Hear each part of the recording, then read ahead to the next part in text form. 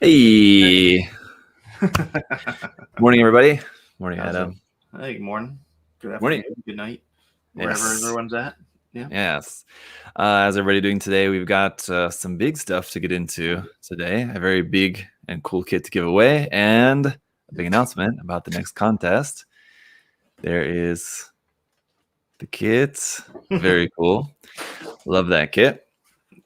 I personally really prefer the Bandai versions of the Endless Waltz Master Grades, despite the fact that they're expensive and premium Bandai. Just design-wise, I prefer them, but I know a lot of other people like other options out there. We'll just say. But I personally love those. I really enjoyed that Master Grade. I built that. Have you ever built that one or any of the other? I have not. I have one sitting on a shelf for myself that I'll be honest, I'll probably not get to for a long time. So. They're relatively, I mean, the Wing Master Grade kits are relatively quick builds. They're not like the most complex as far as Master Grades go. So they go together pretty quickly if you're just wanting to like snap them up for a nice display. Just nice. Like all the lead suits from Gundam Wing. Hopefully, maybe someday we'll actually get some enemy grunt suits in Master Grade form to go along with the main suits. I mean, we got the tall geese, but it'd be nice to see some grunts, Hopefully. Maybe someday. Maybe someday. Aries, Leo would be very cool. Virgo, maybe. If it's assumed they would probably do the Leo first if they ever got around to it. Yeah. You'd think so. You'd think that they're already at least part of the way there with the tall geese, but strangely enough, not yet. It took them so long to even make the high grade Leo. Yeah. But I guess I'm sure that there's even though the high grade line is very expansive, I'm still tons of things that they haven't made kits of. So fair play. But anyway, so guys, happy Friday. And we're halfway through October already. Can you believe it? The year is going by fast. Very, very. And how's it been going there? What's new? Yeah, busy. Just getting in lots of replenishment stock coming in. We haven't posted anything new that has arrived just because it's already been sold out. Like the Nightingale, when those came in, we didn't really make a post because they were already all pre-sold out. Same thing, the Real Grade High New, when those come in, they're already sold out the first wave. So second wave in the Nightingale, we still have some up for pre-order. Those I believe are supposed to arrive in December, but odds are the way the US shipping is, it'll probably be January. But then we do have some still available there for pre-order. Yep. And we were talking just before we got started, and I feel like it's worth letting people know about the Master Grade Virtue as well. Still a small handful of pre-orders left. Yep, those are almost all sold out through pre-order. They will be all gone before we even get them here. So if you want one, I suggest reserving it. I'm sure we're not the only store that's in that same boat. Any store that could put stuff up for pre-order, I'm sure, is either selling it out or almost sold out before they're getting a lot of these new kits now. Yep.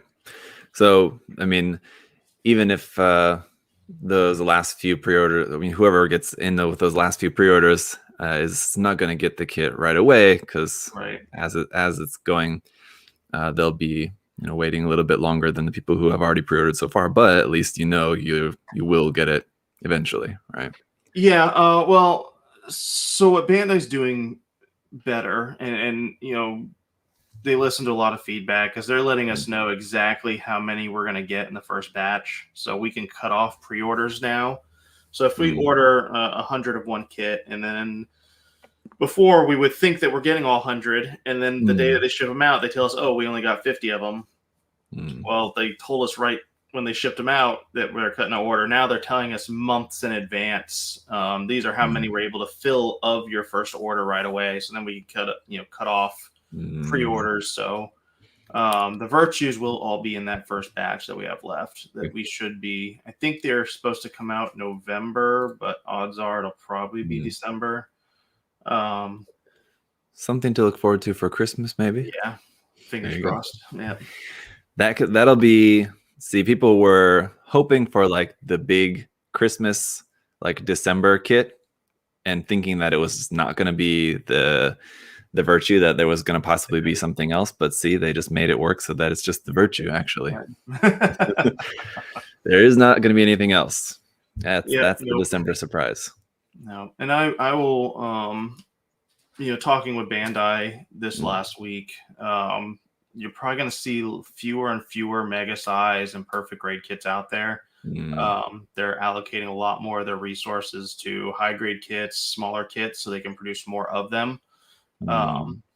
So you'll, when you start looking at, when Bandai posts what they're making, you'll probably see less and less perfect grades and mega sizes, which they haven't done a mega size, I don't think, in almost a year, probably. You're talking about like new kits that are coming out, or just like reprints? Reproduction and new kits. Okay. Yeah, I don't see them. I mean, that's what they expressed to me, that you will see fewer and fewer of those, because they're trying to make more high grades and more master grades and more, our real grade stuff that they can make more of in that time frame that perfect grade would have taken up. You can make one perfect grade, or 48 high grades in the same time period and same materials. Probably smarter to make the 48 high grades versus that one perfect grade. So fair enough. Yep. Well, I would like to see some more mega size kits someday. Yeah, it'd be nice. Well, I thought the line was gone and dead, and then they came out with a unicorn out of nowhere. So who knows? 2 years down the line, we'll think that the mega size line was a distant memory, and then they'll come out with the mega size Banshee Norn. Yep. A variant of the unicorn. Yeah. Surely. But anyway, yeah, fingers crossed. I do really enjoy that line personally, and I think I'm one of the few who does, I guess. I don't know. But they're great. They're a lot of fun. Just very simple, but very cool kits. So we have, aside from that very cool kit to give away, a new contest to announce, which I want to wait and do a little bit later. Let's get into some questions first, and then a little bit later on, we'll talk about the new contest. So first, let me head over to the YouTube community tab here.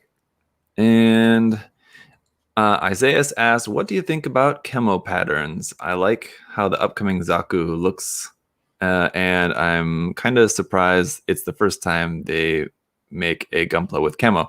I think that's talking about that premium Bandai Origins version that's coming with like Camo pattern decals. Have you seen all that?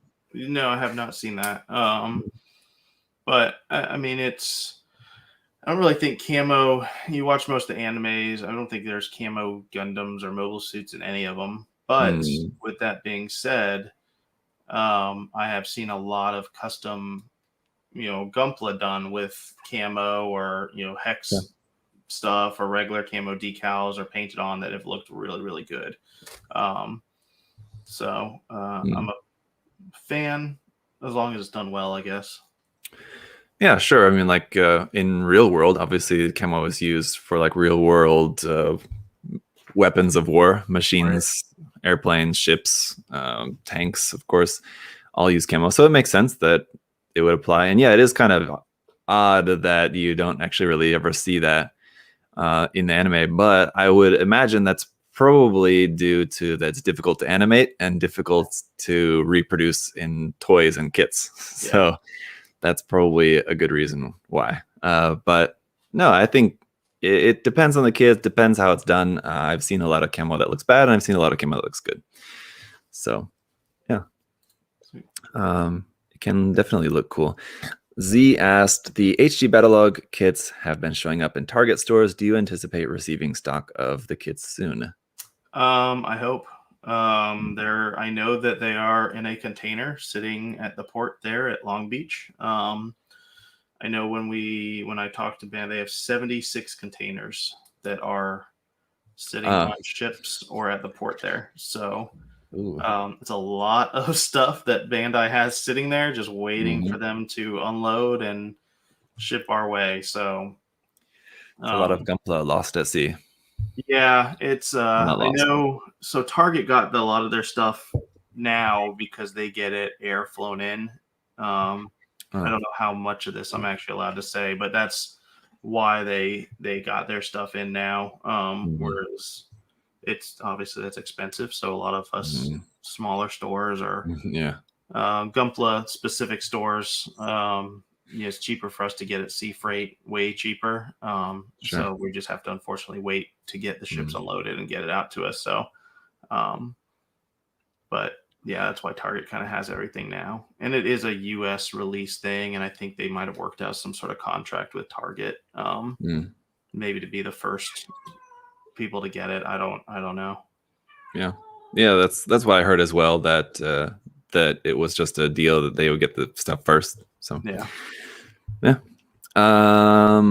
The Rice Hat Samurai has a 2-part question here.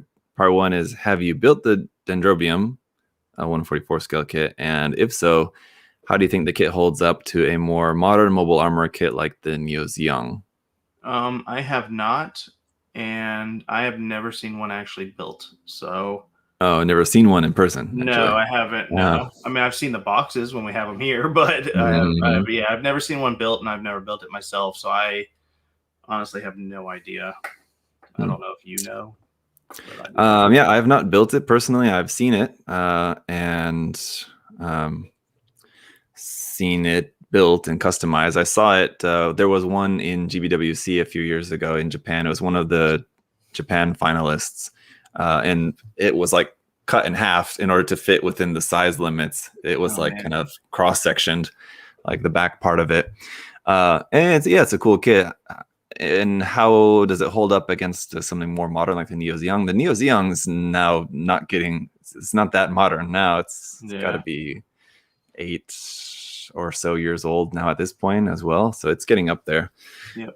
Neither of which are like going to be the pinnacle of Gunpla designs. I mean, they're meant to just be big and they're high grades. So, I mean, they're not going to be anything like super impressive in terms of their construction. They're just really huge.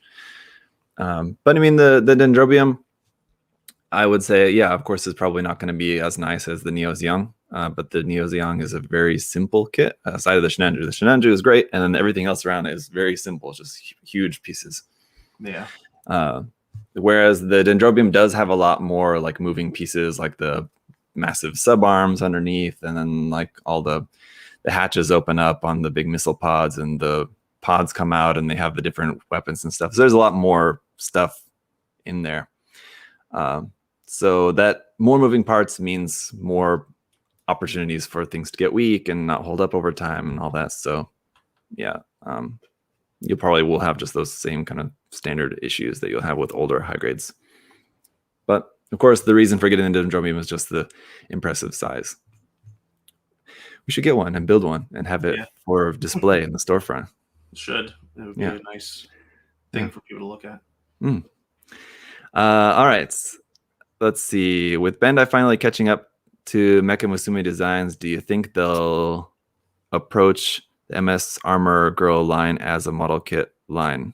So he's asking, do you think Bandai will make like the Gundam girls as like actual kits, like some of those Gundam girl designs? I mean, maybe. I don't.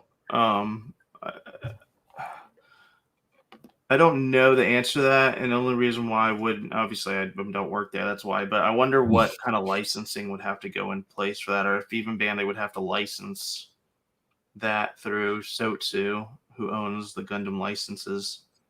Yeah, I'm not sure. Yeah, it is a good question. It's something I've always wondered why, because Bandai has been trying to get into, competing with Kotobukiya with the Mecha Musume stuff. And I think they're finally making some headway with that with the 30-minute missions kits. It seems like those are pretty popular so far. They're off to a good start.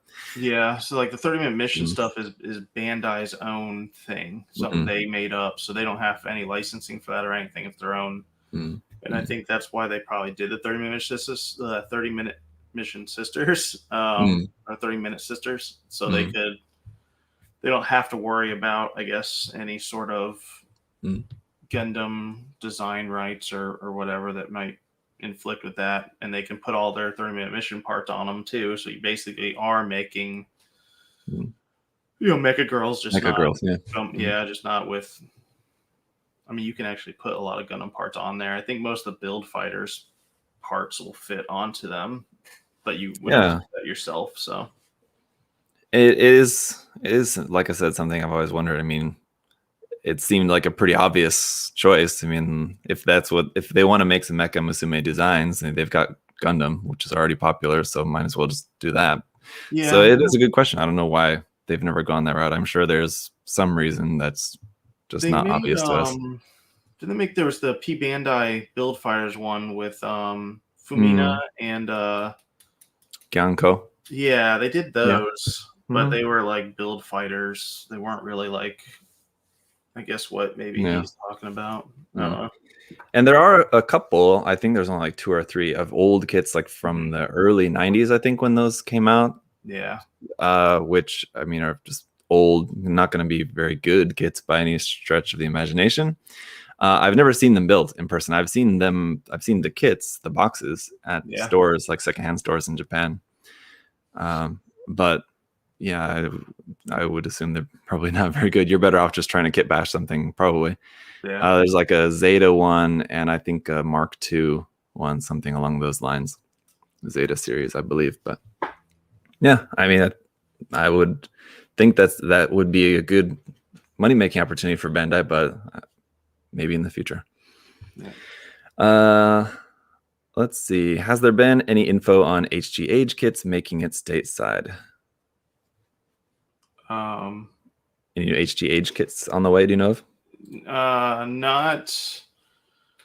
I would have to look. I know kind of every month they have like 1 or 2 now on the replenishments for them. So I'm sure there are some on the way, or maybe some that are technically here in the States. But I don't know what they are offhand. I know there's like 3 or 4 master grades that we're just waiting to receive. So. Jeff also wants to know about the Full Mechanics Calamity Gundam. Expecting any more of those anytime soon? I believe we get another shipment of those. I think it's supposed to arrive December, but odds are we're looking at January.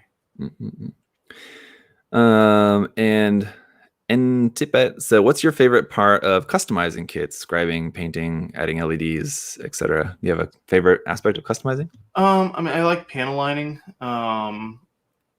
You mean scribing new panel lines? Yeah, right? yeah, scribing new panel lines. But probably my favorite part is building it, priming it, and then when I draw because I'll use a pencil to draw where I want the panel lines first before I put them, and that's probably my favorite part, is drawing with the pencil on there and the actual scribing. I know that might be weird, but I like doing that.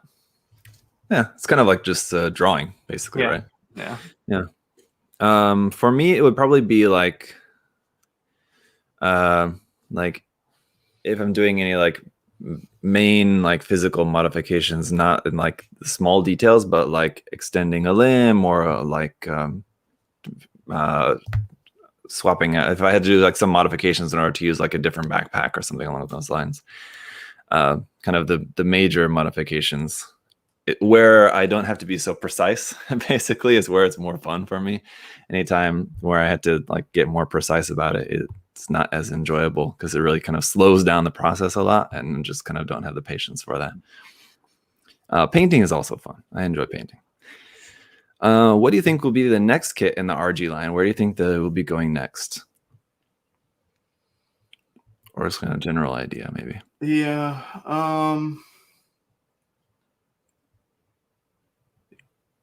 I mean, I'm sure I wanted to say another Eva kit, but I'm trying to think of what one they would make that would be easy for them. Yeah, we were talking about that the last time, right? And we thought, there's the blue. Yeah. Was it the blue Unit 0? Unit 0, yeah. That is interesting how they haven't made that. You would have thought that'd be perfect for P-Band or something, right? Yeah, so they might. I mean, a lot of those Ava kits are the same parts, just recolored, and so they could do something like that if they went another Gundam route. I don't know. I mean, they've been more going for bigger suits. Like the Sazabi, the Hainu, the Zeong, maybe a Big O. Not Big O, maybe an O Gundam. Big O. Big O would throw everyone off. But I would be surprised, but at the same time, I mean, I was surprised they made RG Ava kits. So I mean, Yeah. certainly the RG line is not exclusive to Gunpla. We know that. So Right. who knows? It could be. Yeah. But maybe that would be cool if they did the O. Mhm. But I doubt I would be. I probably would be surprised if they did that. But I mean, they have been leaning towards. I mean, the Xeon threw me off. I didn't think they'd do that. So. Mm-hmm. Yeah, definitely. Yeah, I would say it's. Let's see, what was the last one before the Hainu? It was Mark 6. Not Mark 6. Yeah. Yeah, I mean Ava 6, Unit 6. The last Gundam one, I guess, would have been the Xeon, right? Right? Yeah, there was nothing else Gunpla. Was the Force Impulse after the Xeon? No, it was before. That was the one. Okay. I believe that was the one before the Xeon, and then before that there was it the Sazabi? Or the Full Armor Unicorn? Something. Yeah, Full Armor Unicorn, Sazabi, New, or was Sazabi before New? I don't know. Sazabi came out first, yes. Yeah. Okay. So anyway, I think that it's likely to be not UC. I'm gonna put my bet down that it's not going to be something from UC because they kind of go back and forth. So the last one or two have been UC, so I think probably it's going to be non-UC. Maybe God Gundam. Who knows? Fingers crossed. Yeah. All right. Clay asked, for a new dad, what advice can you give about balance between family and the hobby? Very good question. It is a good question. So, for me, I will try to do my hobby when my kids are asleep or are with doing something else that I don't have to be there. But the minute your kids come to you and want you to do something, I stop and go do it. Wherever I'm at in the process, you kind of got to put it down. When you kind of keep telling your kids, I'll be right there, I'll be right there, I'll be right there. Eventually they'll learn that you're not going to be right there, and you don't want them to stop coming to you to come, play blocks with them or something. So that's just the way I do it. If my wife's doing something with them in the other room, I might try to sit down and do something real quick. But if they run out and come out, Dad, come with us, and then I set that down and go with them. It's hard though, because you want to do your hobby and you want to, but and the older they get, the more time you'll have. Sure. Probably when they're brand new too, you have plenty of time because they're always sleeping. But yeah, right. Yep. Yes, but I mean, assuming we're talking just dads, even when they're little babies, they're always sleeping and mostly just need mom. But you're still always on call, right? Yeah. You always have to be around. But yeah, I'm basically the same way. I don't do anything hobby related if my kids are around and awake. When they're asleep, that's when I'm working, or when they're at school, it's like kindergarten or like preschool, where they go during the day. That's when I work. So yeah, I mean, and I'm saying work, I mean like hobby work. That's all the same. But yeah, definitely. I mean, I've seen people doing like live streams, and like their kids come in like while they're doing the live stream, and they're telling their kids, "Oh no, not right now. Go out and play." I'm just like, don't do that. Yeah. But people, I am not. It's never like cool to criticize people's parenting or whatever. But yeah, I couldn't do that. Just always be there for. Probably the best advice is always be there whenever your kid wants you to be there and needs you to be there. Yeah. Because you want them to continue wanting you to be there. You don't want them to learn that you're their second hand to whatever you're doing at that time. So yeah. But it's hard. And I mean, your time will be limited, but I mean that's just something. I mean, that you you get used to it. You think like, I'm not going to have any time to do this, but I mean, like you kind of it really helps you to just prioritize your time really well. Definitely. I mean, like if you spend like now before you have kids, you spend like maybe about an hour a day doing Gunpla, but then you also spend like an hour playing a video game and then an hour just like laying in bed and these things. And so you'll just cut out those other things, and you'll probably still end up doing the hobby the same amount of time you were doing anyway. You'll just cut out other kind of less important things that you just prioritize in a lower way. So yeah, and as your kids get older, then you can do the hobby with them. So I don't know. Once they get to a old enough age, I mean, yeah, it can be stressful too. But all right, any chance of an MG Avalanche Xcr Restock? Yeah, we are supposed to get some in November, but fingers crossed they arrive in November. I mean, they'll be here hopefully by the end of the year.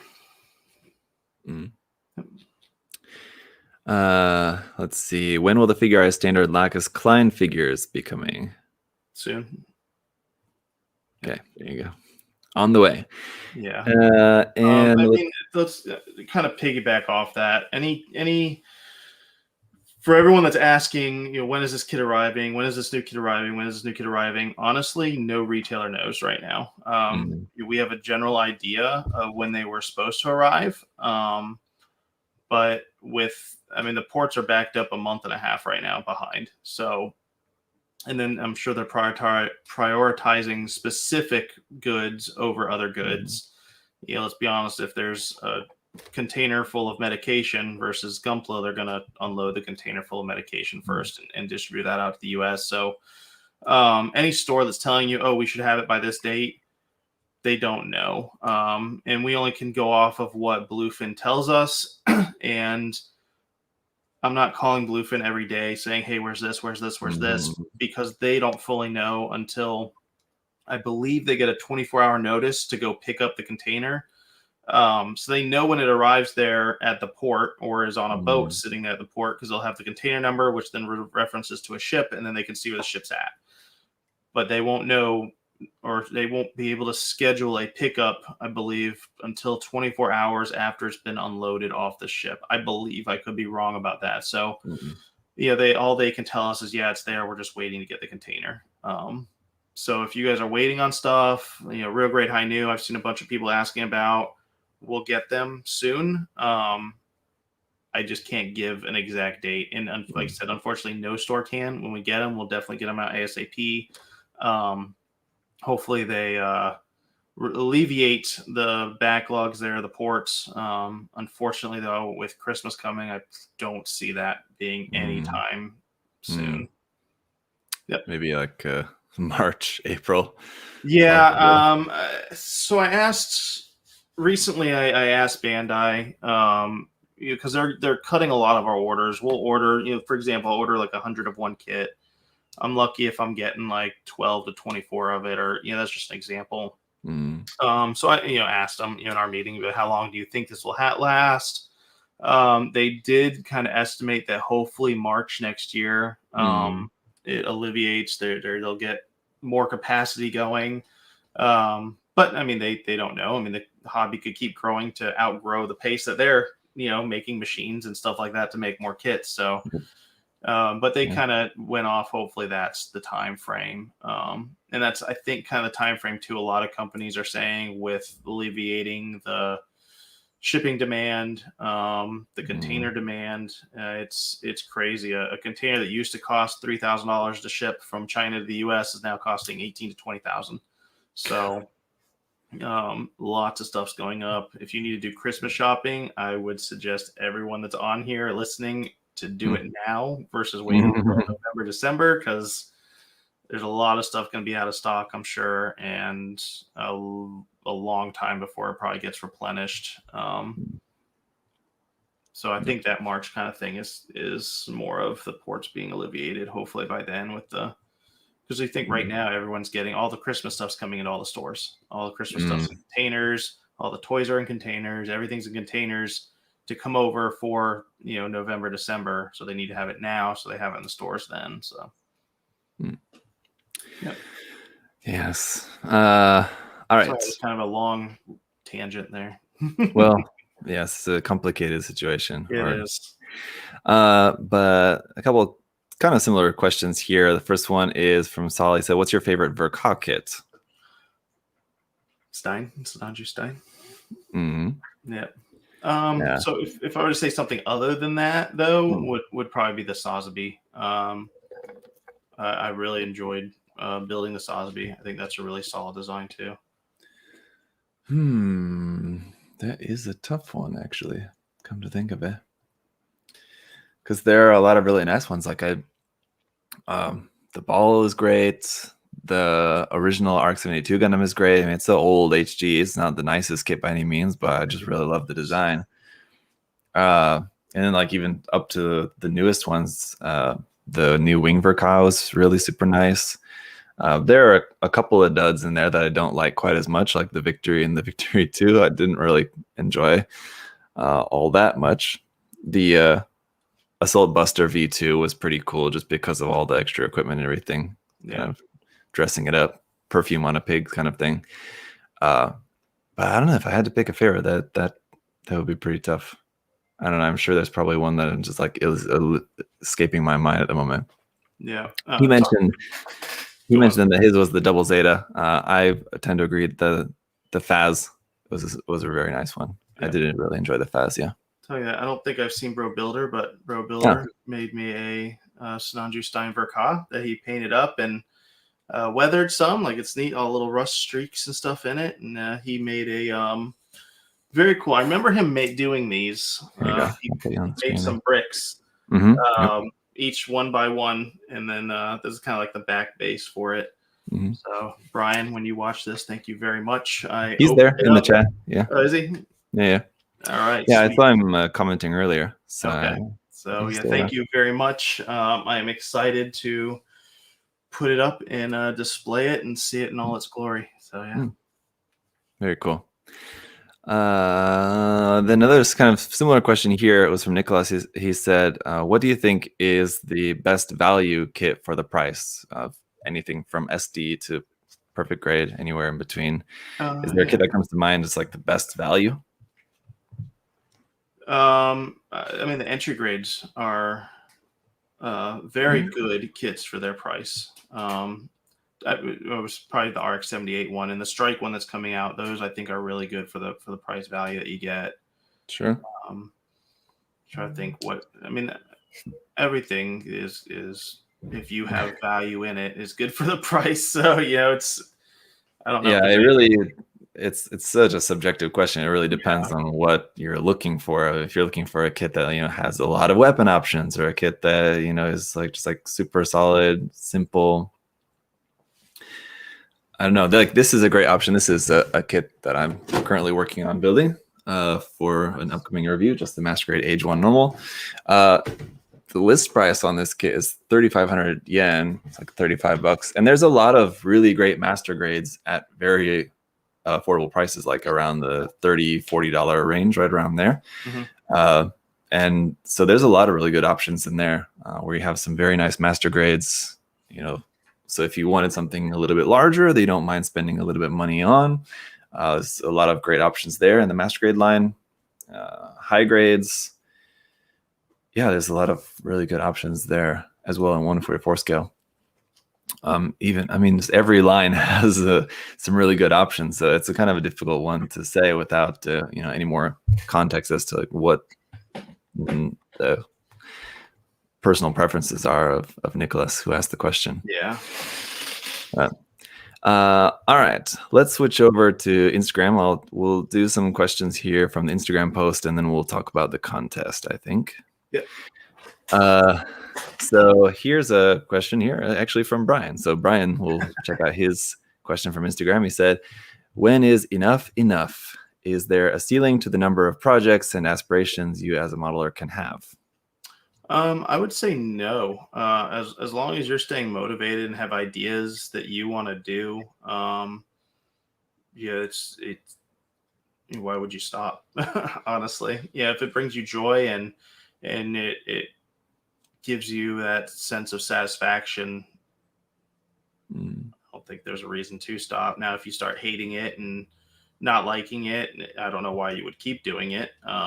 But that might be a reason to stop, but or stop for a little while till you can kind of get your wits together and then go back. But Yeah, I mean, I don't think there's a reason to stop if you're happy with what you're doing. You always come up with new ideas, and yeah. Well, I think that's kind of. I mean, it can be. There can be like a stopping point in just where you're satisfied. And this was something I was talking about kind of recently in a different video. Was that I think you don't necessarily need to always push yourself to have some aspirations or like. No, I think Brian said number of projects and aspirations. I think it's kind of two different things. But as far as like aspirations, or like there's this common belief that a lot of people think like you kind of always have to be like pushing yourself to advance your skills, and if you're not always like trying to learn and get better, then you're doing it wrong. And I don't necessarily agree with that. I think that if you get to a point, like for example, there's a couple of modelers on Twitter who are like some of my favorite builders who basically just kind of do the same thing again and again and again.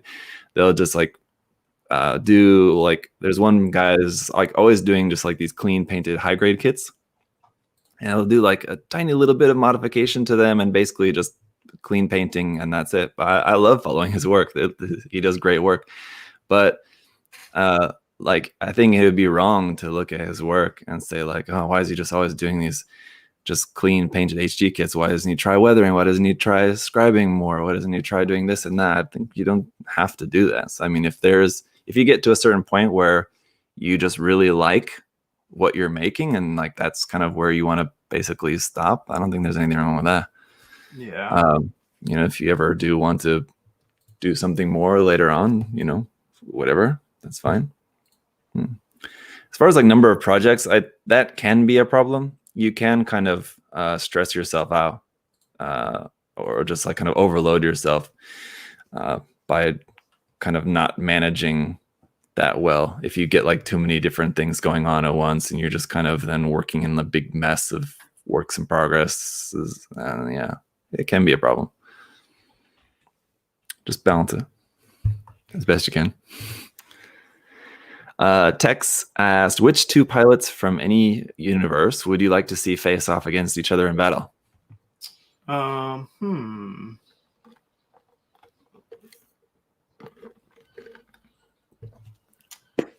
would like to see a lot of the Char clones fight each other. That would be fun. Trying to think of some OP. So you got Kira Yamato from Seed. Who could we have him fight?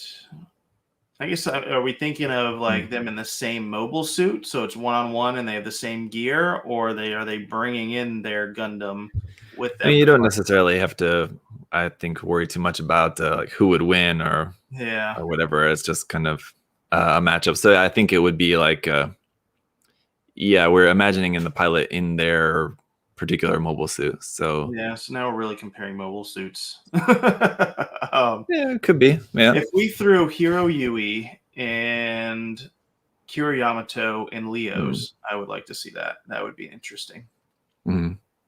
Yeah, actually, I was going to mention Hiro because I think, against Kira, they're both like the main characters of the series, but like such opposite like personalities, right? Yep, absolutely. Yeah, so that would be an interesting face-off, definitely. I don't know. I would like to see like not the OP fighters, but like I don't know, somebody like from 8th MS team, like Karen Joshua against like a similar like secondary female character like Sochie Haim. It's another favorite of mine from Turn A. Okay. So something like that I think would be kind of more interesting. I don't know. Something along those lines. That'd be a good one, I think. I think also, speaking of Turn A, Lauren Sehak, the kind of main character from Turn A, against someone like Kira Yamato would also be kind of interesting. Yeah. Yeah. Yeah, absolutely.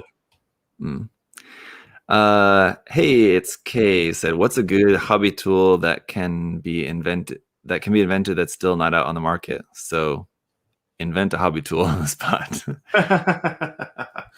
There's so much stuff already out there. I mean, there is. And then if we come up with it now and a tool company figures it, sees this, then they'll make it and profit off us. That's a good question, though. So, I mean, you got to kind of think of what do we do when we're building kits that we have to do manually that a tool could help us out with. It's a good question. I like what's it called? The cutter. It's not. I'm trying to think. It's not like a supersonic cutter. What is it called? That ultrasonic cutter. Yeah, it's like a vibrating. Yeah, because they have the cleaners too, the ultrasonic cleaners that vibrate. But yeah, ultrasonic cutter.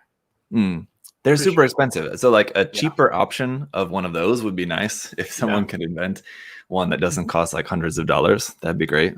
Yeah, would be cool too. I've seen it here and there, and it works on very thin claw plate. Are the vinyl cutters. So you can come up with a design and cut out claw plate using a vinyl cutter as long as it's very thin vinyl. So maybe something that you can make a design on the computer and it will cut out that claw plate for you, like all the little notches and stuff that you want, and you can put it on. That'd be kind of cool. Yeah, some kind of tool to make just cutting out claw plate would be nice. Easier. It's like a complex shape. Now, if you just need to like cut a sheet of plot plate in half, I mean that's simple. But like for cutting out a complex shape, something that makes that easier. Something like a tiny bandsaw, and I think those exist. I'm sure I've seen one of those before. Either that, or it was like something that someone had just like custom made. This tiny little bandsaw for cutting plot plate, but I've seen it. I remember seeing someone using it. Wasn't a Cricut. It was one of them. It was like a vinyl cutter, and it used like a hobby blade that went around and cut out, circles and different parts. But it was not thick claw plate. It was like super thin, and they cut out like a bunch of. I mean, they would cut out design almost like insides of panels. So inside, I'm talking about, kind of has like the armor panel piece that you put on the outside of like a skirt or something like. They were cutting those out, and it was like really nice. So yeah, I think that'd be cool. Yep. I'm sure there's, a lot of stuff. Then you see like some of these tool companies are coming out with tools that are like such niche uses, like the kind of thing that like you would need like once in your entire life probably. So I think as far as like tools that could really be useful, I think we're already kind of like scraping at the bottom of the barrel. I think pretty much anything that we really need already exists, but I don't know, I guess you have to have a creative mind about it, I suppose. Yeah, we say this and watch some tool company make something next month, and we're like, oh crap, we never thought of that. So. All right. All right, let's see. When will the next wave of pre-ordered MG Eclipse going to be released? So we are supposed to get some more in December, but we have not gotten our allocation for them based off what we ordered. So we are not putting those up yet. But as soon as they tell us how many we're getting from our order, we'll put those up, and then I'm sure you'll see a bunch of stores put them up because they tell us all at the same time. So you'll probably see an influx of stores, then have them back up for pre-order for that time frame. So there's been a couple questions about this. People wanting to know about the Apex model kits. Any idea of the time frame when that's going to be available? So the goal is December. We've got the box art pretty much done. The molds, I believe, are done. They're just doing some test runs to see what they need to clean up inside of them. And then we start manufacturing them. So they should be, like I said, the goal is December. But it might be January. But we'll see. Yep. And here's a good one that you can give a pretty good explanation for. What's the daily life of working for / running a gunpla shop? So what's your typical day like from start to end, I guess? Yeah, that's actually a really good question. I don't know if anyone's ever, they've yeah, asked around but never this question. Yeah. I come in, I'm usually here around 8 to 8:30. other people get here at 7, and at 7, between 7 and 8 is most of the time when people arrive here, depending on what their job is. For me, I get here around 8:30. I'll walk around, ask everyone how their morning is, how their night was the night before. Just kind of do kind of a round of that, so everyone knows I'm here. I know how everyone's doing, how everyone's feeling. Then I'll come up to my office. I'll go through emails. I look at in those emails. Usually every day we'll get new product order forms from anyone from Good Smile to Kotobukiya. Bandai is usually a little different. Usually we get on a phone call, but all sorts of different companies will send us what's new that they're making, and we need to order it. Then I will, depending on what emails are, that might take anywhere from 1 hour to some days 4 hours. Monday's usually a little bit longer just because there's emails from the weekend. I'll go through Facebook, Instagram, answer some messages, make some posts, look at all of our marketing stuff. So I'll go on Google Analytics. I'll check out everything, see if I need to change any of our ads. I will look at competitor websites, see if they've done anything, see if they've updated anything, see if there's anything that they did that was good that we can replicate, which I'm sure they're doing all the same stuff too. It would be dumb if they weren't. Lunch. Come back from lunch, do another round, see how everyone's doing, see where all the orders are at, how many orders have been picked by the pickers, where the packers are at with packing all the orders. Check with my management team. Then come back up here and check emails that came in through the day and create new items to put on the website. It's kind of boring, really. The more I talk about it, it's really just it's well, there's a lot of little things. It's not like, and yeah. I'm sure like every day is kind of different. There's not a very specific like order of things that you do every day. It's just kind of whatever needs to be done, right? Yeah, and this is just a generalization. I mean, there's days where we'll get one pallet of stuff in, and then there's days where we'll get 40 pallets in. And days we get 40 pallets in, I mean, that my day completely changes. It's now more of being down there, help put stuff away, helping check stuff in, see what we got in, make a post on social media with what we got in. Did we get enough to fill our pre-orders? Do we have enough to sell more? Is anything damaged? If it's damaged and we sold out of that thing, now we got to email people saying, hey, this came in damaged. Do you still want it? We can give you a discount on it. So yeah, no, it changes day to day. Probably a wide range based on what's going on. Like on days like today, I come in, I make some coffee, I come up here, and then I get on this for an hour to 2 hours, and then the rest of my day is kind of what I'll do today. What I have scheduled is just making new items. So Good Smile came out with a email last night, and Kotobukiya did, of new items. So I'll be listing those on the website up for pre-order.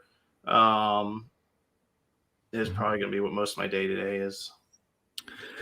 I'm waiting for that Genshin Impact Kaching Figma info to come out. I've seen that from Good Smile. Yeah. The 2 Nendroids they're making for Genshin. No, I don't think I saw anything about that. They have 2 that are coming out. They're not out yet. They I saw yesterday they posted actually like color, like them colored. Really? Like, I think last year they were gray prototype images. Okay. So now we've got actually colored. Yeah. So yeah, let's check it out. If I had to guess off the top of my head, I'm gonna say it's probably Paimon and Mona, or main character. And I don't know. I don't play Genshin, but the girl, she has like the purple blue dress and like kind of a witch hat. Yeah, that's Mona. Yeah. Okay. That's one of them. I don't know. I think the other one had like a white dress. That's probably maybe the main character, or Paimon maybe. Could be Ningguang possibly. Anyway, but anyway, moving on to another question here. Yeah, that was an interesting question because we've never really had that, I don't think. Yeah, and I mean, probably half that question answer was extremely boring to everybody. But a lot of people, I mean, it is a job. So you are working, you are It's not just sit and build model kits. You got to worry too about making sure you're getting the sales so you can pay your people, and your team. Do they have the tools they need? Are they happy working here? How's the work environment here? Is everyone getting along? So there's a lot of little things that go into it too. So, but in overall, I mean, I enjoy it, or I would not be doing it. So, of course, yeah. Bishonen asked, "What's your favorite brand of builder customization parts?" The Apex. No, that's I mean, there's a lot actually out there. I'm a big fan of like the photo etch detail parts. I personally like using those a lot in my model kits. Mm-hmm.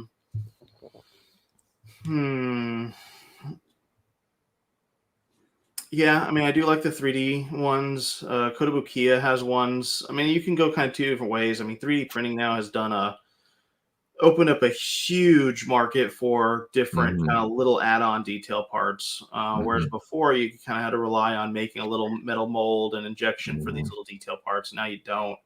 And there's a lot of companies making them. I mean, we've got Anubis, our own parts. There's a few other companies out there that are making 3D detail parts, but I mean, those I think have come a long way, and I like using those too. But probably my favorite is still probably a little photo etch. You can make vents and stuff like that look so much better with the photo etch parts than you can with like a 3D printed, in my opinion. Yeah, and especially for really super detailed ones and really sharp little details, the 3D printed ones are really nice for that. So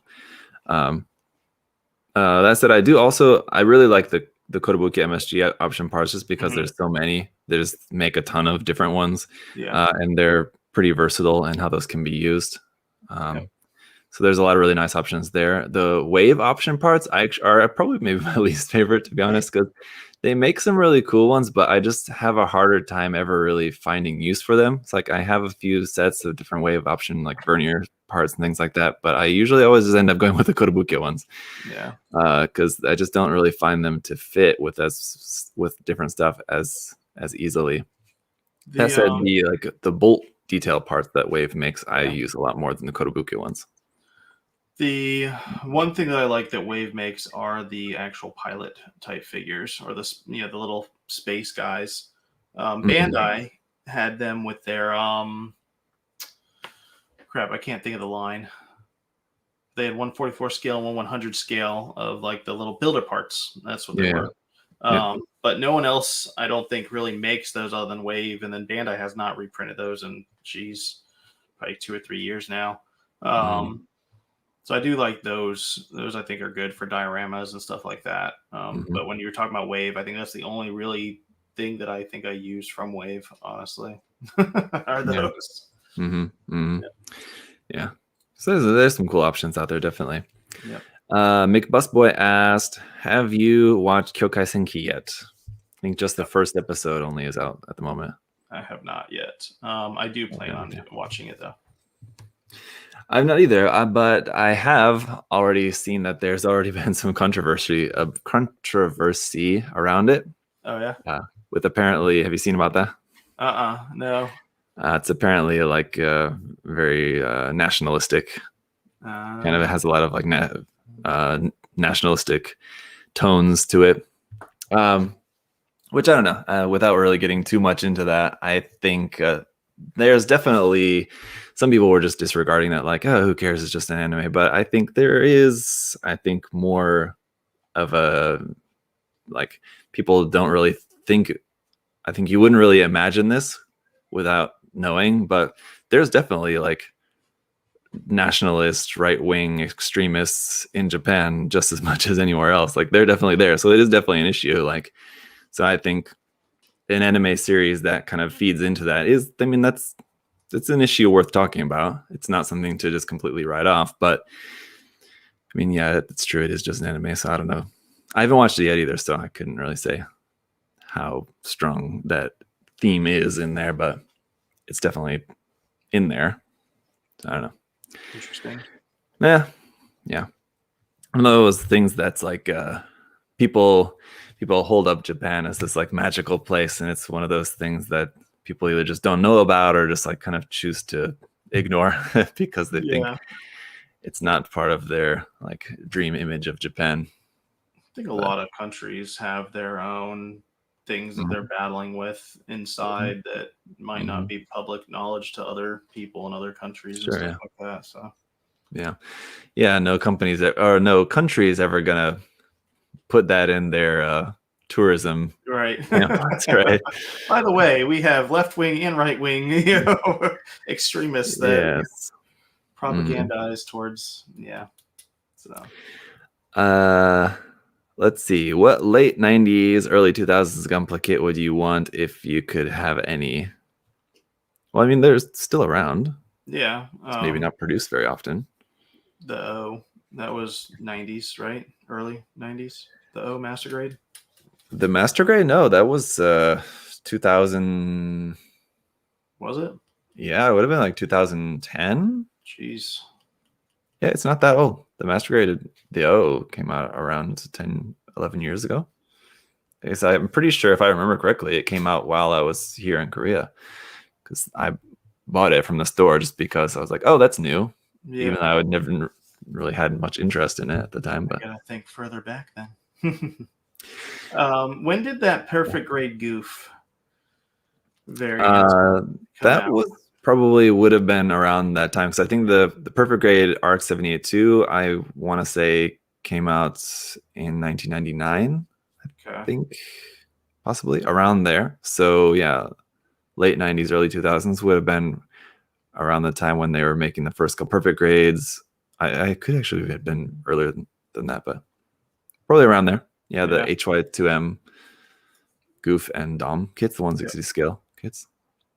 Yeah, because they only did what, like one or maybe two runs of both those things, and then and they I don't know enough of those two kits, but from what I remember, weren't they like a limited run? But it was like P Bandai before P Bandai or something like that.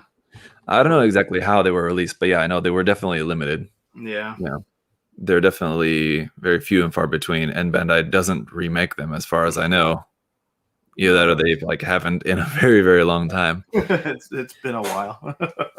Yeah, you only really come across them in like secondhand Japanese shops. And I'm sure like online shops as well too, like Mandarake or Amiami online. I'm sure you could probably find it, but yeah, I think they're like maybe $300 or something like that or more. Pretty expensive. Yeah. But if you wanted a 160 scale Dom or a Goof, those are the only options you have aside from the really old derpy ones, which I don't think there's a 160 scale Goof actually. Maybe just the Dom. Yeah. Anyway. All right, let's talk about the contest, and then we'll get to a few more questions then if we have some time from the Facebook post as well. But I want to talk about the contest here. Make sure we have plenty of time for that. So the next contest, you want to let everyone know what that's going to be, Adam? I'll let you do the honors. So from what I remember we did, because you still have you've got all the official stuff there, but we are doing a Gundam artifact contest. So you will be able to paint up a little mini Gundam. I did not bring any of the boxes up here now that I think about it. That's okay. I brought our giveaway, but I didn't bring those up. But yeah, check out the Gundam Artifacts kits. That's what this contest will be.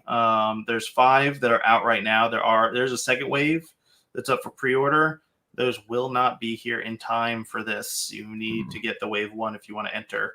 And you don't need to get all of them. I mean, you can do 1, you can do 2. If I remember correctly.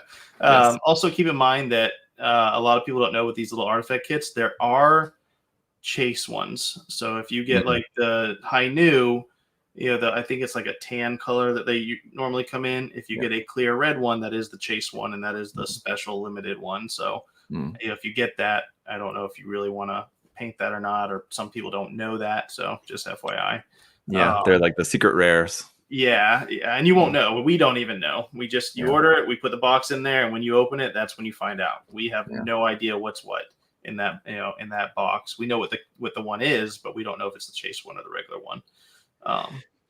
So. That's and from what I've seen online, they don't even actually seem to be all that particularly rare. I've seen them a ton online, so I don't think they're like as rare as other things. Like when they had I don't think they do this anymore, but they used to do that with Converge figures as well. They'd have like alternate color versions. So like the Zaku 2 and then in like green, and then like there'd be a secret rare version of like Char Zaku 2 you could get. And those were pretty rare. But with the artifact ones, from what I've seen, they don't seem that rare. That rare. I don't know. Okay. Wow. But yeah, so that's the theme. I can give you guys just kind of some more details about that. So basically, it's going to be like the same rules, essentially, like we've done in the past, where it's essentially GBWC rules, where kind of anything goes. But I am going to set the rule that you can only use one kit for your entry. So that said, you can kit bash the kits if you want. So basically, your entry is going to be one kit, but if it's using parts from other different artifact kits, that's okay. But it has to be other things from artifact kits. So you can't use like something from a high grade kit. Number one, it just wouldn't fit. The artifact kits are like this big, and the HG kits are much larger. So, but yeah, you can't use any other parts from other different non-artifact kits as long as it's artifact, and that's all okay. You can use plot plate. Especially if you're planning on like, because they're fixed pose. So if you wanted to make it into like a custom pose or something like that, you'll probably have to use a little bit of plot plate and other materials to kind of make some modifications to joints and things like that. So you can use that and you can use other artifact parts, but we're going to limit you guys to. That said, you can make a diorama, and whether you want to make a diorama or not is not necessarily going to help. You're not going to get bonus points for the fact that you made a diorama.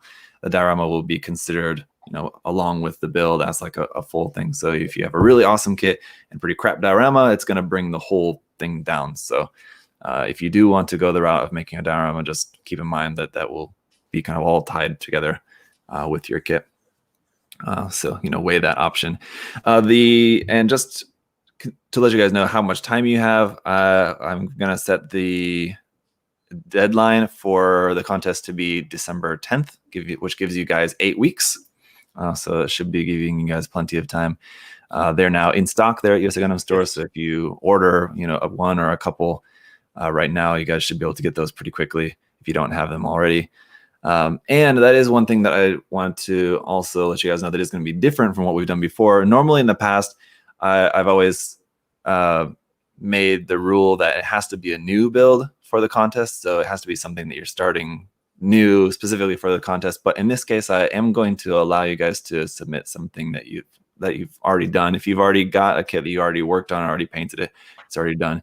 You can enter into this contest because the kits just came out like 6 months ago or something like that. So it's not going to be like something that you made 5 years ago and you entered it in like 5 different contests already, and now you're entering it into this one. That said, if you have entered your kit into a previous contest of mine, you can't re-enter it into this contest. And I think that only applies to one guy there was one guy in the previous contest, I think in the clean versus weathered contest, there was a guy who did paint a high new kit, which was very good, but because it was already entered into that contest, at least for that one particular guy, I'm sorry, I can't re-enter that same one. But if you guys already have an artifact kit that you've already painted up, and done some work on it, and you want to enter that, you can.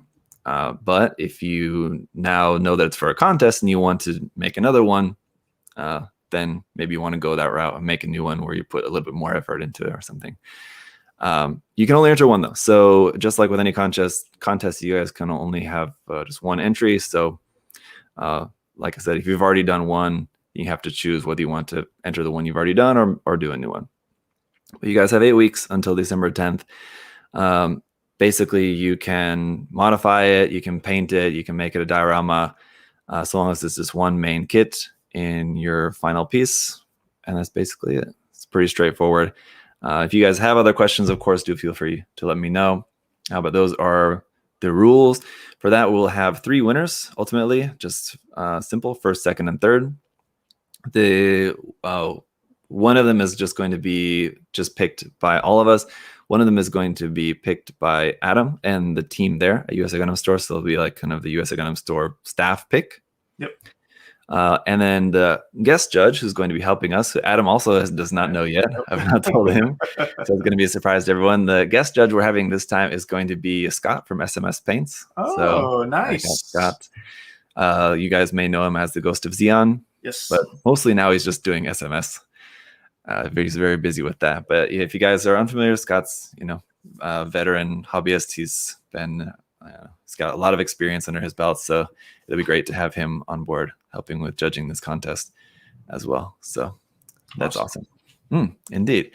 And I think that's it basically for all the information at the moment that I can let you guys know. If you have any other questions like at the moment, feel free to drop those in the chat and I can answer those immediately. Otherwise, post your questions to me, private message me or something, and I'll have another video later next week on my channel, just putting all the information again, just in case for anyone who misses this live stream.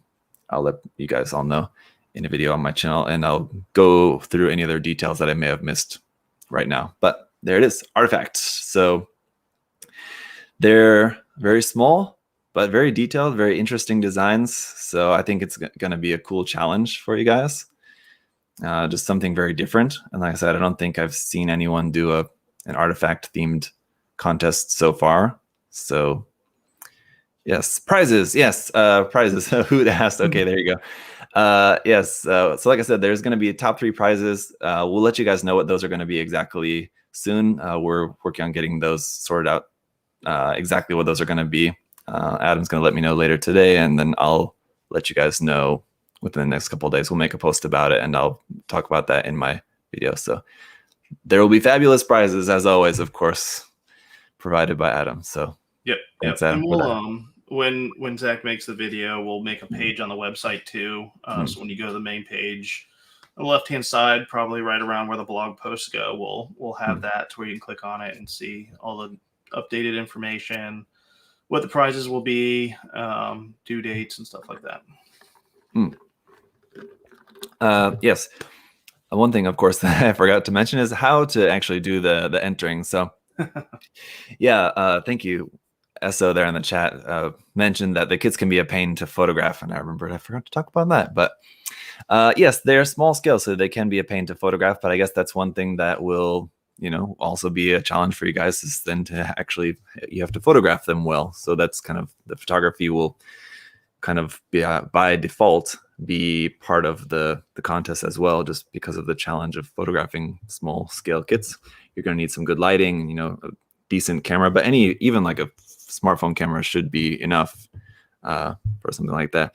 One piece of advice, if you guys have not figured this out before, that I find quite helpful a lot of times when I'm trying to photograph even like an HG kit size thing with my phone, is to actually photograph it from a little bit farther back and then zoom in, rather than like trying to get really close with your phone camera. It just tends to usually work a little bit better. But Chris Pavs does some photography tutorials. But so you could look into that, and I'm sure there's loads of information online for photographing minis. If you guys want to look up some about that, look up some videos, information about painting minis, photographing minis, like Warhammer 40K, all that kind of stuff. There's loads of videos online on YouTube about doing all that stuff. So if you're interested, there's a lot of resources out there that you could look into, and that would be a good route to go. But yeah, because you guys don't need to start a new project for this, you don't need to send like your typical entry email. You just need to send just one email with your finished kit. So whenever you're done, as long as it's by the deadline of December 10th, you just need to send me just your completed entry, and you need to have 10 photos of that. So a good, angle, see like front, back, left, right, and then some close up, some a little bit farther away, so we can kind of see the whole thing. But obviously with the kits being so small, they're going to mostly be pretty close up. But yeah, we need to see it well in the photos, obviously. So you're not required to send any work in progress photos. You can send a couple if you want. Don't send me an album of like 30 work in progress photos, because it's just a lot for me to have to go through. But if you want to send me work in progress photos just to like kind of help show off maybe with the work that you've done, by all means, you can do that. But 10 photos is what you need for your like official entry photos. 10, yes. I couldn't tell at first if you're trying to put it in the camera. You're putting your hand up to get my attention. Like, wait, I want to say something. Or okay, I saw you're doing the 10, right? Yes. So there you go. Yes. And now I think that should cover everything. I've done this enough times. You'd think I kind of have this speech down pretty packed, but there's always a lot of things to remember to go through. Yeah. And Anyway, we'll have a page with all the information up pretty shortly on the website. Surely. But for now, just start thinking about what you'd want to do with a kit. You're also quite limited, like Adam said. There's only 5 different kits that you have to choose from at the moment. So I think that is something that I've always seen. You know, when you have limits on things, that's always positive because that forces you to be more creative. So if you think there's only 5 kits, and if we have 100 entries, for example, that means you could imagine there's going to be, if you may paint the Nightingale, there's going to be 19 other people that also paint the Nightingale. So what are you going to do with yours to make it stand out against other people? You're going to do some like custom colors, or like paint it in some certain way, camo or metallic color or something. Yeah. So make a base, whatever. So you can make some really super tiny little character figures to go along with that, like in scale. I've seen a guy, someone put the link, if you know who I'm talking about, someone put the link in the chat, please, for the Twitter. I've seen this on Twitter. Sorry to just go off on a tangent here for a moment, but where a guy painted I think it's like the Gao, that purple ship, like aircraft from original Gundam series, where like Garma gets killed by Char. You know, that big, massive like aircraft carrier, the purple one. You know what I'm talking about? Kind of. Possibly.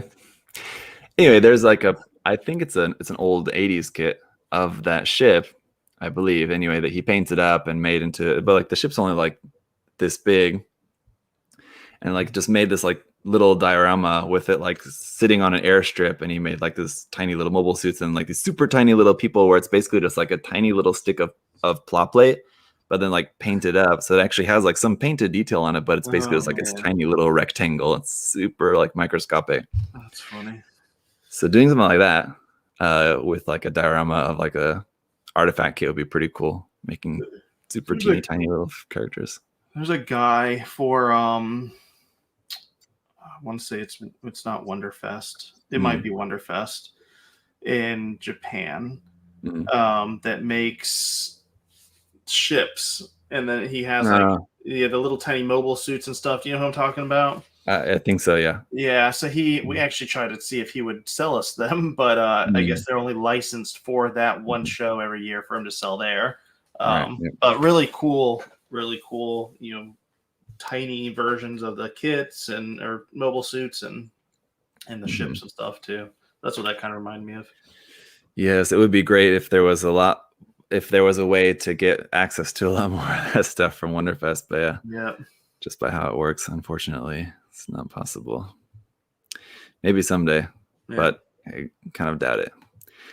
All right. Let's take a few questions here from the Facebook post before we get into the giveaway for today. We need to do that as well. Let's see.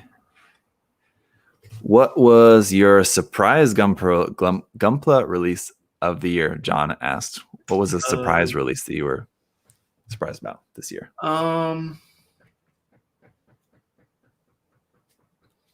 to think. I mean, you think of the new kits that they come out with. So the Eclipse was a surprise, and it was only a surprise because when they announced that for us to order it, it was just master grade item A. So they didn't tell us what it was or what it was going to be. So we order that based off of hoping it's a good thing. And then when they announced all the new Seed stuff, I thought it was cool. I'm a fan of the Seed show, the animes. I like them a lot. I know some people dog on them, but I enjoy the mobile suit designs and stuff out of there. So I got pretty excited for that. So those would probably be my surprise kit. Probably is the Eclipse. Yeah, that's a good one. I would have to agree. I think the Xeon came out in last December, or was it January? When did the Xeon come out? I think it was January, right? Announced last year. I think we got them January, late January. We got them. It might have been early February. We got them, but I know that they were announced last year. That was definitely a surprise for me. And you mentioned that earlier. You were surprised by that. Yeah, that was a big surprise. That one came to mind straight away. Yeah, I was Like, surprised by that when they told me that, obviously the months before it came out that they were yeah. it was development. So I was like, okay. Yeah. See. I want to say something like big, like the Cassia or the Penelope would have been kind of surprising as well. But because the movie was coming out, it was not that surprising. But if those would have just come out like randomly, if they weren't making the movies, that would have been pretty surprising because those are High grade anytime they Nightingale. make like a big kit. Yeah. Mm. High grade Nightingale was a little bit of a surprise for me. Yeah. Um, but I would, the clips, because they don't even tell me, so I'll know, like, they'll obviously give me privileged information, months in advance on certain kits. Hey, we're making this. What do you think we would order if we did make this type thing? But like the new stuff, I don't know anything about until when everyone else knows. So yeah, those are fun surprises. Yeah. Andrew Smith said, "What's it like when a tropical depression / hurricane comes through? What process do you go through to try and protect the stock in the store?" Yeah, that's a good question. So it obviously relies on the severity of the storm. Your tropical storms, tropical depressions are here in Florida. I'll try to make this are nothing. We don't even care about those. Although you had a tropical, I think it was a depression when it hit New York City and it flooded everything. So this year, I think it was a depression by the time it got to New York and New Jersey. And yes, and unfortunately, where they're not prepared for that because that really never happens there. So I think all the subway stations got flooded. If Bro Builder's still in here, I know he lives up there. He could probably tell me what it was by the time it got there. But to us here in Florida, we see storms all day long that are that intensity. Whereas once you start getting like level 2, 3, 4, 5, 5's when you kind of shit your pants. But anything kind of lower than that, you're just kind of you watch it, see where it's going. If it's coming, close here, we have to bring in everything from outside. So we have pallets that are outside that we, sell because we don't ship things on pallets. We receive things on pallets. So we'll bring those inside. Anything on the floor, we'll prop up and put up on the pallets in case some water does get in here. We do cover all of our computers and all of our electronics in trash bags. So if there's a leak in the roof and water comes down, it doesn't hit those. Pretty much it's a big cleaning, 3 days worth of just cleaning everything and making sure everything's at the least risk possible for any sort of water damage or if you're going to get wind damage, you're kind of screwed at that point. That means your building's probably gone. But you prepare for water damage but most cases, Florida drains pretty fast in the way that our infrastructure is designed to get rid of water quickly from places it shouldn't be. So most of the time, there's really not any flooding at all here. Something to look forward to. Yeah, it's you'll learn. The news media makes it sound like you're gonna die. Like there's no chance of survival. And if it's like a 1 or 2, and in most places, because I know people that have been hit by 1 or 2s that have probably had severe damage, in most cases, you're going to be okay. You're going to lose power for a few days, and you're going to be fine. Now, if you're going to get directly hit by the storm, like it's literally coming off the ocean and hitting you, you should probably not be there. Yeah. But after like a few miles inland, it doesn't. You're just going to lose power. You might have a tree go down. Worst case, the tree might fall on your house, but your house is not going to get blown away. But yeah. There's a couple of quite interesting questions here that we need to get to the giveaway here pretty soon, but there's a couple of really nice ones here. I just want to take one from James. He said, favorite underrated model kit that you think needs more love? I've got one that I know always comes to mind when I hear this question. How about you? I'm trying to think. Underrated kit that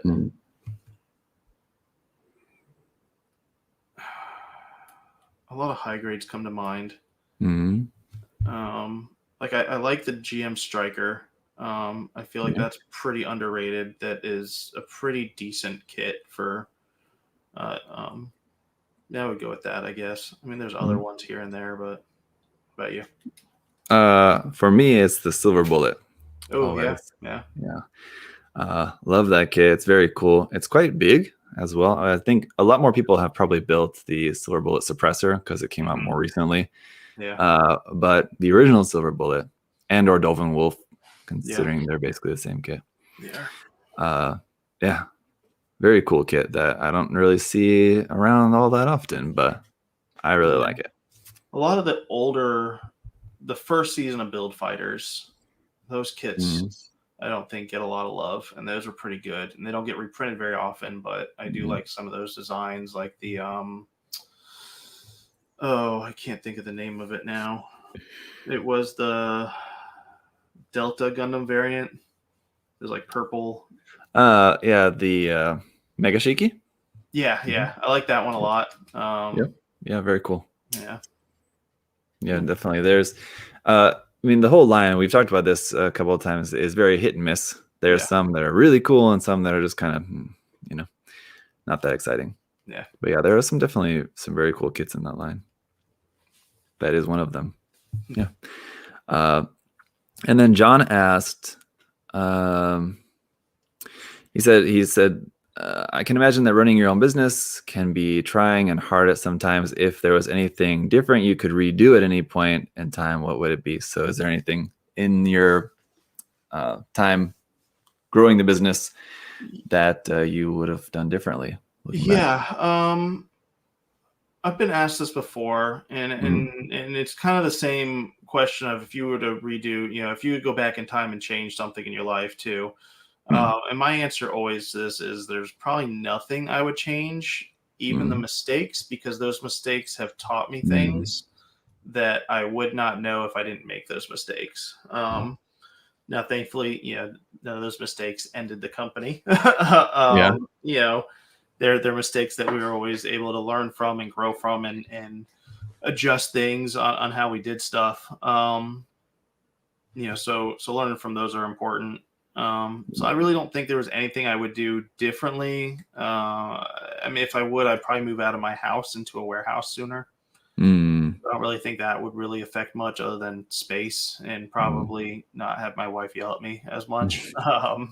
Would have avoided a couple of headaches, maybe. And that's hard knowing when to make that move, because now you're actually signing a contract and dedicating an amount of time versus it being in your house where you could literally just kind of quit whenever. But now you sign a lease to rent out a building, and it's a big step for any small company, is moving from the home to an actual business type building. I think if I had to say something, I probably would say that would be move out of the house sooner into an actual warehouse.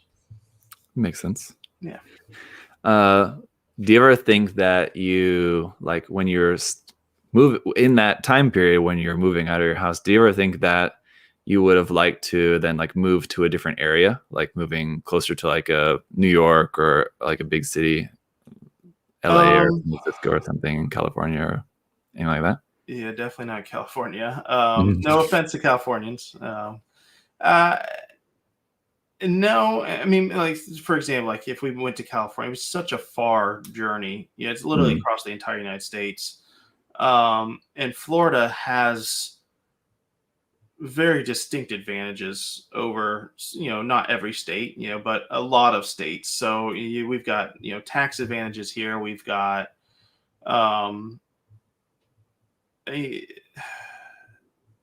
no, I mean, I just never have. And I've always grown up here in Florida, and my wife's family's here in Florida. So, if we had to go somewhere, it would probably be near one of the shipping hubs. That way it's cheaper to get things shipped, all over the United States. If you're closer to that, which I think, was it Tennessee? I forget what state it is here on the East Coast that basically is the center where everything from the West Coast flies in and then gets distributed, and everything from the East Coast flies out. So, and a lot of companies base a lot of headquarters shipping warehouses around that because it's cheaper to get stuff to that hub versus Florida to Tennessee and Tennessee out. It might be another state. So, yeah, makes sense. Well, that's why it could be good to be on the West Coast as well. Getting stuff from Japan anyway. Yeah, it depends on what city you're in, I guess. Yeah, we would get stuff quicker. As far as you think of like U.S. population, most of the population lives on the East Coast, or the east side of the U.S. And then you've got, you pretty much have Washington, California, and then you have, most of the East Coast is populated, and you've got kind of that center U.S. after California. Nevada and stuff like that have some population, but not as dense as the East Coast. So if you were to set up a company that you're selling online, probably the East Coast might be better. I don't know. It just depends on what you're selling too. There's obviously benefits to every state and every location. It's just weighing out those benefits. But I'll probably never leave Florida just because our families, my wife's family and my family are here. So we're stuck here forever, honestly. So long, so long as the majority of the business is online, it really doesn't matter all that much, right? So, no, it doesn't. And as long as shipping prices don't, they obviously they go up every year, but as long as it doesn't end up being like if you're on the East Coast and to ship to the West Coast, it's way more, then it really doesn't matter. Chris Jones said there in the chat, Las Vegas is like basically the only place where people live in Nevada. I'm from Illinois, and it's kind of the same thing. Like 90% of the population is in Chicago, and like 10% for the rest of the state, something like that. Yeah, it's interesting because then you've got like the coastal states. There's usually population kind of throughout that state. And you get like the Midwest and stuff like that. It's just like usually the major cities have most of the population from those states. Yeah. All right. Well, let's do that giveaway. So let's get into it here. For the P Bandai Master Grade Ultron Gundam, first let's choose the platform.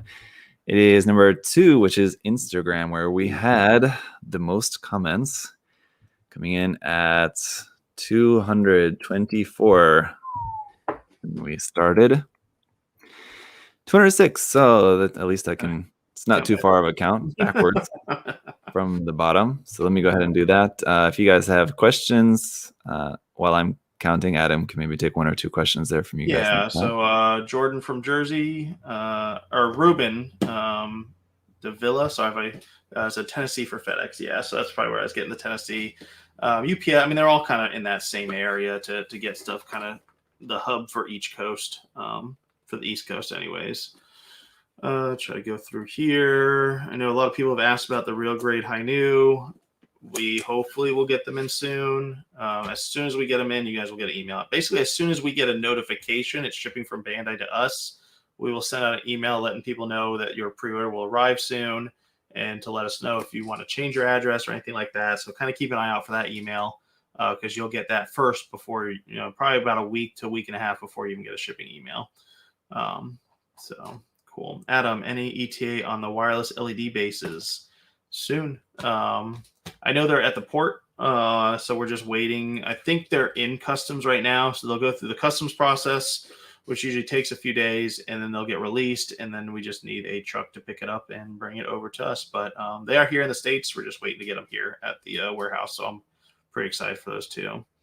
Michael asks, can I buy anything you have online in the store if I show up? Yes, you can. So if you go on our storefront, you'll probably see stuff that's available in the storefront that's not available online, because we do keep those inventories separate. But if there's something that's not in the storefront that is in stock, all you have to do is let Josh know at the front desk, and he'll radio us, one of us, to go get it for you. So you definitely have access to our full warehouse when you come in. So last question, because I think Zach is done. Opinion on the high grade Gundam Grimoire. I think it looks cool. I'm excited for that. We are sold out of those for pre-order. So if you didn't get one, you might want to snatch one up pre-order from somebody else, because I think the next reprint for that I believe is January, February. So yeah, awesome. It'll be a while. I am ready, and it is the next question just above Sarah here. It is Joey Rivera. Hey, Big round of Joey. applause there. Congratulations.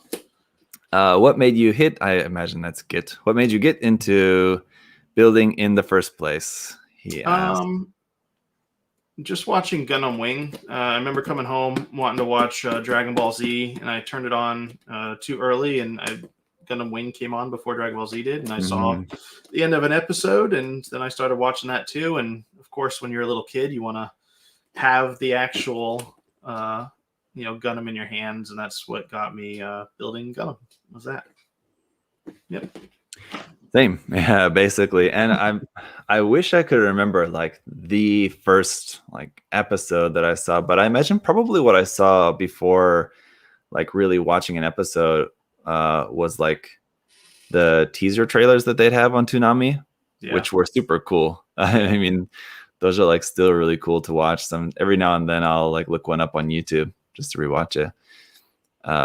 Where they had like the little like promo trailers, which would be like for like the entire block, where they'd show like bits of Gundam and Dragon Ball Z and Outlaw Star and everything, or like the things that they would have for like a 30-second like segment of just a bunch of Gundam Wing clips or something like that, for example. I probably saw that first, likely, and then was like, that looks cool. I wanted to watch it. Yeah. I don't remember, but yeah, I was definitely watching Gundam on Toonami. And Gundam Wing was definitely the series that I think was most interesting to me at the time, because I think it was like Gundam Wing, G Gundam, 8th MS Team were the series that I really remember watching. I think they did show Stardust Memory, and I didn't really see it in full. I didn't see that in full until later. I got it on DVD. And then like they showed original Gundam, but I think that was on like the later. There was like the Toonami that was on in the afternoon, and then there was like the midnight. Yeah, that one that was on later. I think that it was only in the later time that they ever showed like original Gundam. I think just because obviously it's not going to be quite as popular. I think.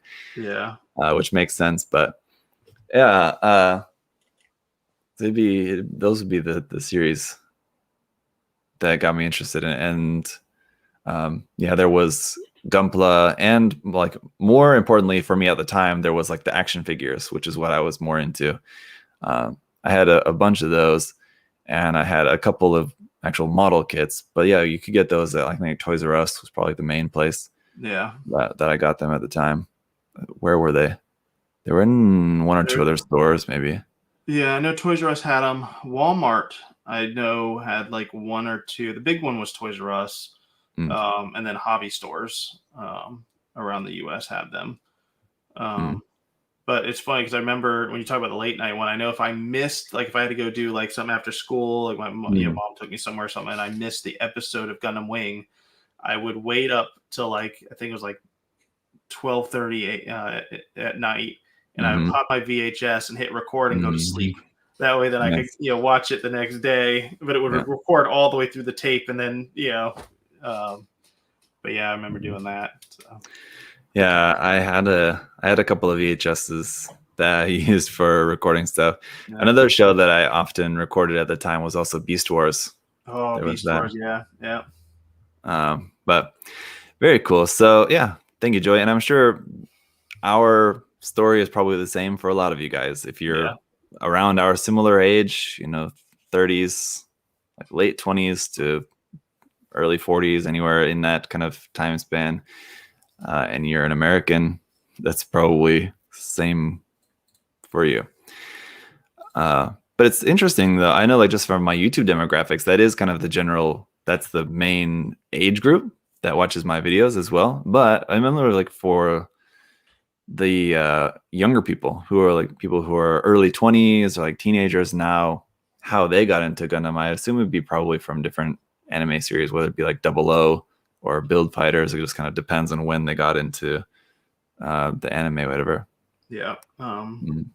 Real quick before I forget, Joey, send us an email to support@usagundamstore.com. I believe it was Instagram that won. We just need a screenshot of you logged into your Instagram account just to prove that it's you. and then the address you want us to ship it to. That is very important to get us that, because we cannot send you out your prize until we get all that information. But congratulations again. Yep. Yeah, definitely. So do that. And yeah, we need to wrap it up here for today. But like I said, I hope you guys are excited about the contest. Definitely let me know if you have questions about that. That will also help to let me know what I forgot to mention that I can be sure to mention in the video that I'll put out on my channel next week. And we'll put out a post and all the information for you guys in case you missed anything more about the contest. And we'll let you guys know what the prizes are going to be and all that. You've got till December 10th. So just start thinking about your ideas, order a kit or two, so you can get that on the way too, so you can get started as soon as possible and make sure you can get everything done by the deadline. But I think it's going to be a fun one, a very unique one, which is always fun. SR, anything else from you for today, Adam? All I got. Thank you guys so much for all the support, all the patience, for everything our customers do for us. Without you guys, we would not be here. We wouldn't be able to have a store. We wouldn't be able to be doing these videos. So thank you guys so much for helping us do what we love. Yep, definitely. And thank you guys all so much for the support. I'll see you guys on Monday. I'll be speaking of the Kyokai Senki series we were talking about earlier. The first get out from that line, I'll be live building on my channel on Monday morning. That'll be Sunday evening for those of you guys in the US.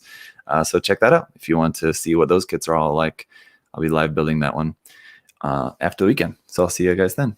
And have a great day, guys. See you later.